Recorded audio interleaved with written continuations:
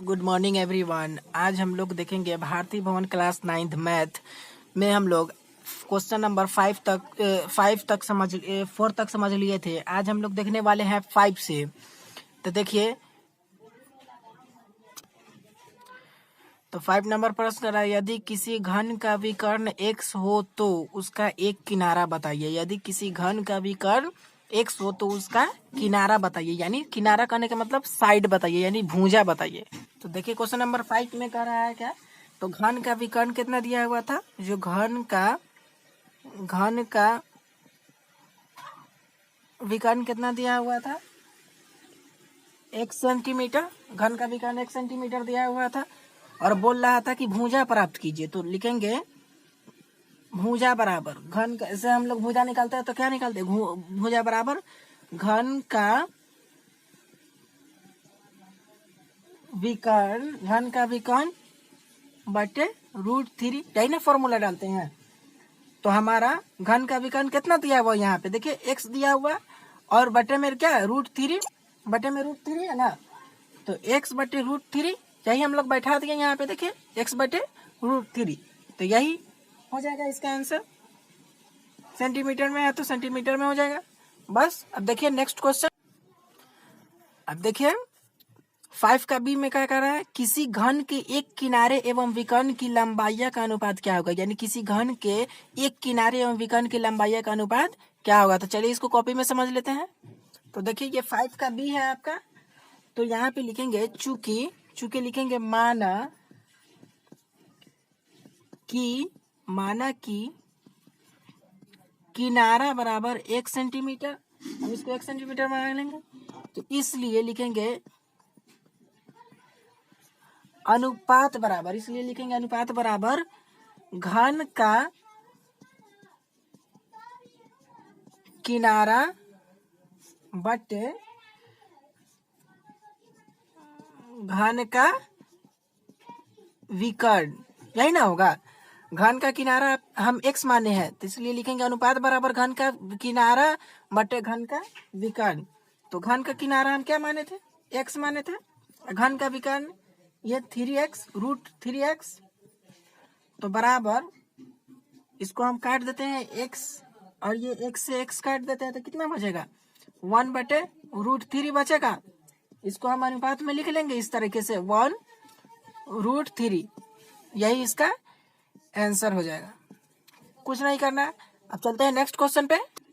देखिए question number 6 में क्या कह रहा है कि 2 मीटर लंबी भुजा वाले घन से 1 मीटर लंबी भुजा का घन काट लिया गया, तो घन के शेष आयतन घन मीटर निम्नलिखित में कौन सा होगा। तो चलिए इसको कॉपी में समझ लेते हैं।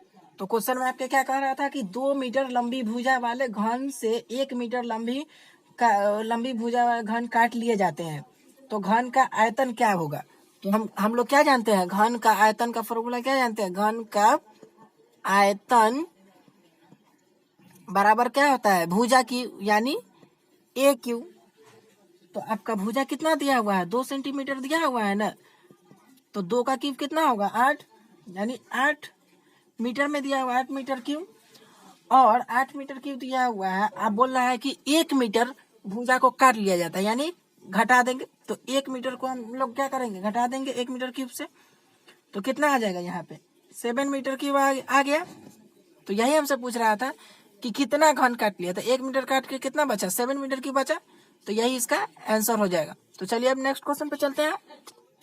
देखिए अब नेक्स्ट क्वेश्चन आपका क्या कह रहा है, क्वेश्चन नंबर 7 कि 5 सेंटीमीटर किनारे वाले एक घन को 1 सेंटीमीटर किनारे वाले कितने घनों में विभक्त किया जा सकता है, यानी 5 सेंटीमीटर किनारे वाले एक घन को किनारे वाले कितने घनों में विभक्त का मतलब बांटता है, यानी कितने घनों में ये बांट सकता है। तो चलिए इसको कॉपी में हम लोग समझ लेते हैं।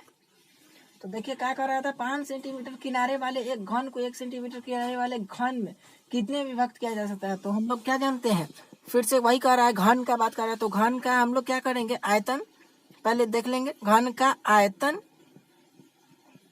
बराबर क्या होगा, भुजा की यानी AQ। तो घन का आयतन AQ होगा। तो आपका क्या घन तो दिया हुआ है 5 सेंटीमीटर किनारे वाले, यानी A दिया हुआ है आपका, 5 दिया हुआ है, तो 5 का क्यूब कितना हो जाएगा, 125 सेंटीमीटर क्यूब। तो ये घन का हमारा किनारा निकल गया। अब इसको हम इस तरह से लिख सकते हैं या ऐसे भी लिख सकते हैं, ए क्यू बटे बटा में कुछ नहीं है तो हम लोग क्या मानते हैं, 1 सेंटीमीटर मानते हैं, 1 मानते हैं। तो यहाँ 1 सेंटीमीटर लिख लेंगे। इसको फिर हम लोग ऐसे कर लेंगे 125, यहाँ पे 125 जो है ना हमारा, यहाँ पे 125 सेंटीमीटर क्यूब, वही हम यहाँ पे 1 सेंटीमीटर क्यूब ऐसे लिख लेंगे। तो सेंटीमीटर क्यूब से सेंटीमीटर क्यूब कट जाएगा, तो हमारा कितना बच गया, 125 सेंटीमीटर बच गया। तो यही हमारा जो कह रहा था कि घन का आयतन में कितना भी व्यक्त किया जा सकता है, तो यानी 125 सेंटीमीटर व्यक्त किया जा सकता है। तो चलिए अब लोग हम नेक्स्ट क्वेश्चन पे चलते हैं।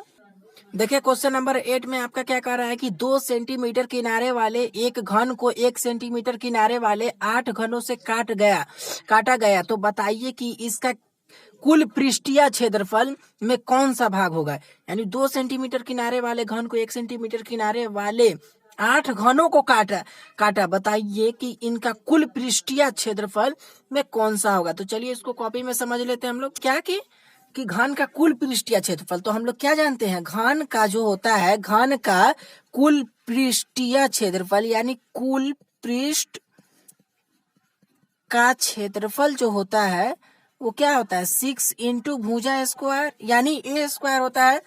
तो हमारे बुक में क्या दिया हुआ है, ए तो दिया हुआ है 6 इंटू ए स्क्वायर, ए कुछ नहीं दिया यानी 1 मान लेंगे हम, तो 1 का स्क्वायर मान लेंगे। ठीक, तो यहाँ पे 6 गुने 1 आ जाएगा हमारा, तो गुना करने पर कितना आया, 6 सेंटीमीटर स्क्वायर आ गया हमारा, 6 सेंटीमीटर स्क्वायर आया ना।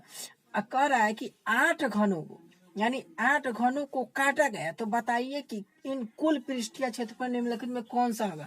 तो 8 घन का कुल पृष्ठीय क्षेत्रफल यहाँ लिखेंगे, 8 घन को यहाँ लिखेंगे, चूंकि 8 घनों का कुल पृष्ठ का क्षेत्रफल बराबर 8 आया था, गुना यहाँ पे हमारा ए कितना आया था 6, इसको गुना कर देंगे कितना आ जाएगा, 8 छक 48 सेंटीमीटर स्क्वायर। यही हमसे पूछ रहा था कि घन का कुल पृष्ठीय क्षेत्रफल क्या होगा। तो यही, तो आज इतना ही रहने देते हैं, फिर इसी एक्सरसाइज में अगले क्वेश्चन में हम लोग फिर मिलेंगे। धन्यवाद।